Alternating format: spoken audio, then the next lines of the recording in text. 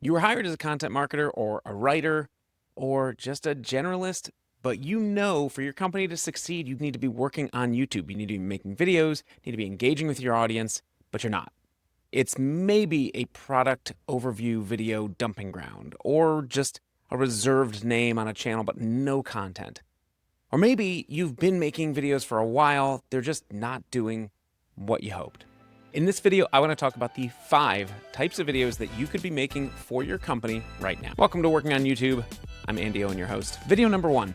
We're going to talk about not just the funnel and where it appears in the marketing funnel. We also want to talk about the ease of creating these videos, okay? Because I know some of you are going to be coming in with a video background and others are just pointing your phone at yourselves. And that's fine. We need to figure out how to at least get something on your channel. Number 1, let's try myth-busting video. What? A myth-busting video for my job? Yes, a myth-busting video, okay? You're going to go on there and you're going to take a stance. It can be a common topic in your industry. Maybe it's something that everybody believes, but isn't really true or hasn't been for a long time. You can even not be a myth-busting video. Maybe it's a Q&A, all right? Common questions in your industry. What are some FAQs that you could answer to help put a light on your company? Now, this is not an advertisement, and all of these videos, I should make that very clear. You're not trying to be sales. Sales will take care of that. You are trying to be marketing. You are trying to get an audience to know you. You're going to get that audience to like you, and eventually get that audience to trust you. But you have to build that over time. You can't just suddenly show up and say, hey, here we are. These are the videos of our product in action. You're going to love it. Download it now. That doesn't work. So instead, you're going to do a Q&A or a myth-busting video. Here's some facts you think you know about X industry. Well, it's just not true. Let me tell you all about it. That's it. Simple. Or you can take another video and kind of duet it, something that already exists, and say, this, did you know? This is true. It happens a lot on TikTok where you see someone kind of green screen effect themselves over another video. You can do that on YouTube. You can do that. It's not where I would start, but it's definitely an easy lift, and you don't need a lot of experience to do it. Talking over someone else's video can be a little distracting, but it also gets attention. So Q&A, myth busting, maybe a duet is number 1. And that feels pretty top of funnel. So if you're in the marketing funnel, you know, the very top of the funnel is where everything kind of comes down into the bigger picture, or excuse me, the more narrow picture. It starts with anybody can be a viewer. Anybody could watch this. It might be interesting. Then it kind of gets narrower and narrower until you're all the way down to our company working with us. Number 2, behind the scenes, or a day in the life, right? A day in the life of an intern here at Marketing X. I don't know. Brand X actually is usually the negative one. I shouldn't use that. At ABC. That's also a brand. But yeah, a behind the scenes video or a day in the life or what's it like to work here is kind of a fun, hey, there's humans here type of video. It can go on LinkedIn and YouTube. It's got multi-purpose. It can be personal. You know, hey, I'm Andy. I'm a video producer and I work at Block Imaging. Here's what it's like to be a video producer, Block Imaging, which for me is a lot of sitting around at my desk editing videos or scripting or kind of working the project management software. So it's not as interesting of a video, but on shoot days, it is. But also I'm shooting already, so I probably don't do it as much as I should. It's a good idea for me too. So behind the scenes or a day in the life. You've got your phone, film yourself working.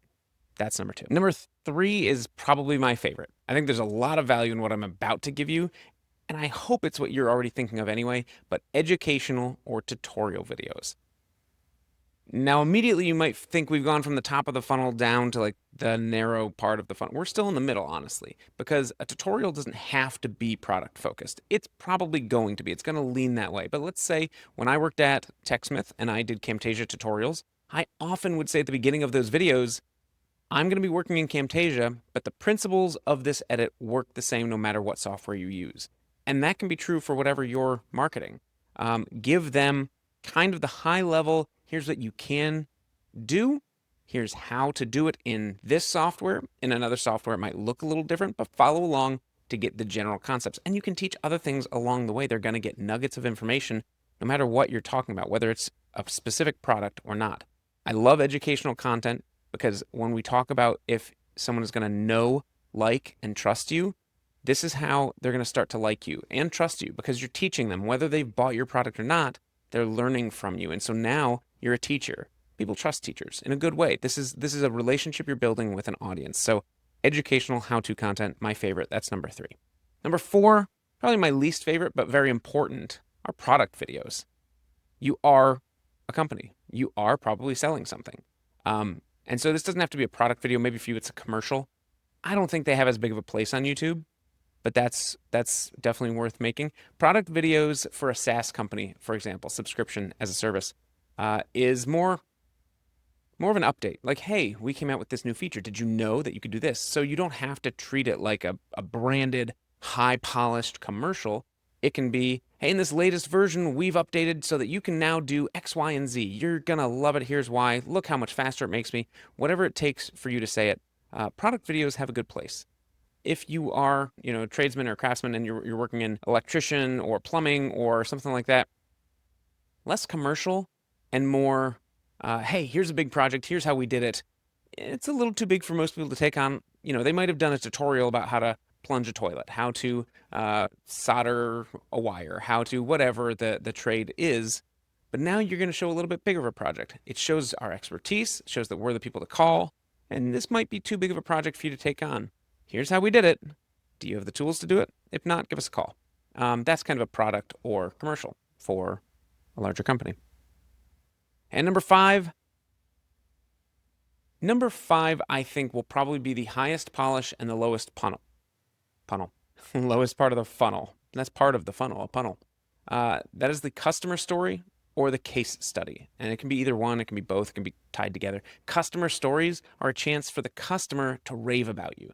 Whether you go on site and interview them with a video team, or if you do a remote call talking to your webcam to their webcam, and they just want to tell the world how pleased they are with the service you provided them or how much you changed the way they work. Customer stories have a lot of value because rather than you saying, we're great, work with us, it's them saying, they were great, you should work with them. They were honest, they were on time, they met the price that they promised or came in below. Like whatever they say about you, let them say it. Don't do the heavy selling in your video. Let the customer say it. Now, customer stories aren't going to do great on YouTube. They will not perform well in terms of search or analytics because that is a very, very narrow part of the funnel we're talking about. But now you've got these videos as tools for your sales team. So you can hand that video off and say, hey guys, I had this amazing customer story. Check it out. See if this helps on any of your sales calls. And they can say, hey, I know this is a cold call. You don't know me. Just want to let you know what so-and-so said about us. If this is at all something that you resonate with, give me a call. I'd love to talk to you more about it. So make it a tool for your sales team. Case studies, similarly so. If people don't know about your industry or don't understand it, a case study is a great way to explain it to them. So use video for that. Okay, that is 5 types of videos that you can get started with on YouTube if you have not started or kind of hit a wall. You tell me, what videos did I miss? I feel like sometimes I have the curse of knowledge where I've been making videos for so long that I forget the most basic of things. So maybe I left one off, maybe I didn't, but stay tuned. We're going to be back next week. And I say we because I'm going to have some very special guests I'm looking forward to interviewing who also work on YouTube for their day job. So stick around. I hope you'll be back. I'm Andy. Thanks so much.